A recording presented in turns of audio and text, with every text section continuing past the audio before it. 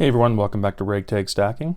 In today's video, I want to talk about what your ultimate goal is with your silver and gold stack. Now, I have talked with a lot of people in the comments, and just this topic has sort of come up a little bit on previous subjects. And there are quite a few people who are in the camp of never sell. They're going to continue to pick up silver and gold, stack it away, and they don't plan on touching it at all. They want to pass it down to their family, to their loved ones. And, I would like to do that with at least a part of my stack. I do have other plans with it, but I would like to pass down a good chunk of my silver and gold stack down to my loved ones. But if that is your plan, you're going to want to make sure to educate the person that is going to be inheriting your stack. Because just because you don't want to sell, and just because you know the value of gold and silver, it doesn't mean that your grandson is going to. He might just look at this as a hassle. He might look at this as, okay, now I gotta safely store this in my apartment that I have 2 roommates and blah, blah, blah. So they might take this and they'll be very happy in inheriting it, but they're probably going to want to sell it. And that's where I think you should, properly educate them, because you don't want them just running out to a random pawn shop. And of course, the pawn shop guy is probably going to recognize this guy as not really knowing what he has, and might see a mark. And of course, he might walk out of that pawn shop with $4,000 and be, oh, thank you, Grandpa. This is an awesome $4,000. Thank you for the silver and gold. He's praying up to the clouds. $4,000 is nice, but unfortunately, the stack could have been worth, I don't know, $10,000, $11,000. The pawn shop guy could have just taken you for a ride.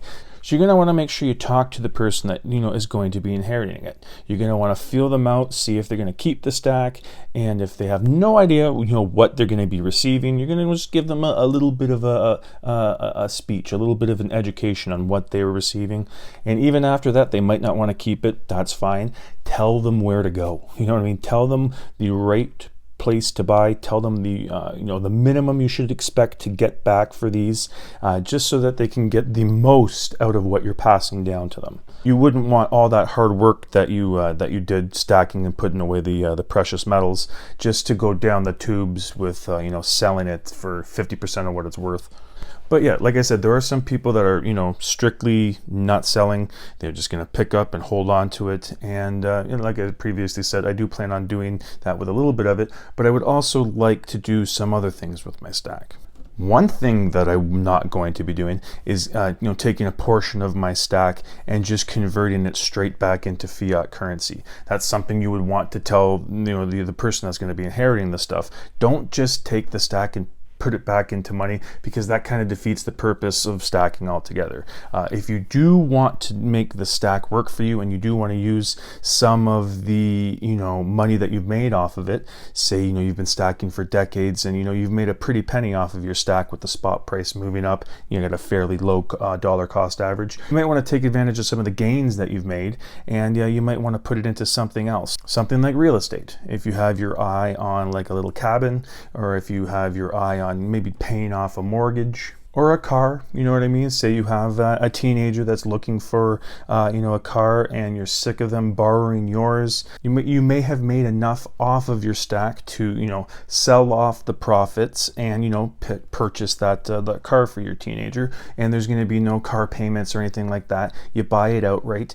Basically, if you're going to be taking money out of a physical asset like this, try and put it back into something that's a physical asset as well. So down the road, you might get a little bit bored with the way that you're stacking. Kind of just the way that I'm stacking right now is stacking away weight. I'm mainly stacking for weight and trying to get my hands on the cheapest silver and gold that I can, and stacking it away for the long term, and kind of, forgetting about it, not thinking about it for decades down the road. But for some people, they might do that to a point. They might have a certain amount in their head, whether it's they're seeing the space they have in their house and they're thinking, okay, I can afford to have 2 big safes to put my stuff in, but a third might push me over that mark where I can't really find a suitable place to put it.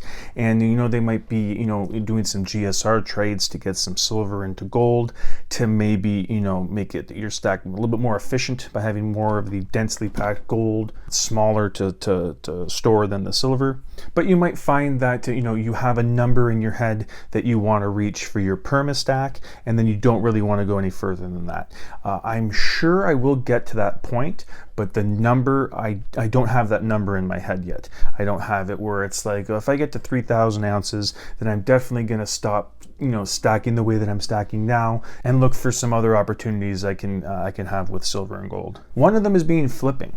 Now, the way that I'm stacking right now, I'm not really looking at my stack as an investment.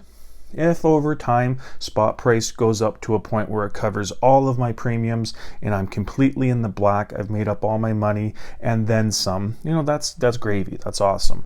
But for the most part, it's wealth preservation, it's a physical savings account, it's a hedge against inflation. But like I said, if you're comfortable with the amount that you have and that you don't want to continue just stacking away, cheap stuff for weight, you might look into getting flipping, and that is something that I would look at as an investment, because you are purchasing something with the expressed intent of, selling it quickly to make a profit off of it, which isn't something that I'm looking to do with my stack right now. So, unfortunately, what I'm buying now isn't stuff that you'd be able to flip with. As popular as the American Silver Eagles are, you're not going to be able to pick them up and then try and sell it for a 40% profit on the secondary market, because Silver Eagles are everywhere. If someone wants to buy one, they can just go to the place that you bought it and get it for the exact same price that you bought it for. However, there are certain coins that you can't do that with, limited mintages, popular series, they get sold out quickly. And then, if you want to get that coin and you weren't able to get it from the online bullion dealers, then you're going to have to look on the secondary market,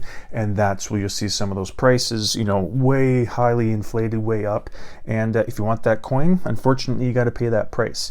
So, flipping, I do look at as an investment, and that might be something that, I eventually turn to once my perma-stack and my stacking, just weight reaches that limit that I haven't quite set in my head yet. So like I said, I do plan on flipping, but I might not like it. I might not like having to deal with, certain customers, just certain things you might not like about the flipping thing. So I haven't flipped yet. I don't know exactly how I'm going to enjoy it. I could try it once or twice and absolutely hate the experience. So, there is that option. And I think, as I said, I think I'm more likely to get into flipping than I would be to get into collecting. That's another thing I've heard a lot of people say in the comments when they're done stacking, when they've reached their weight goal for silver and gold, they go and start looking for some collector pieces. I know a lot of people like getting the MS70s, perfect coins and slabs. For me, I'd like to get maybe a couple of Maple Leafs, maybe a couple of the Britannias, because I really like the look of them.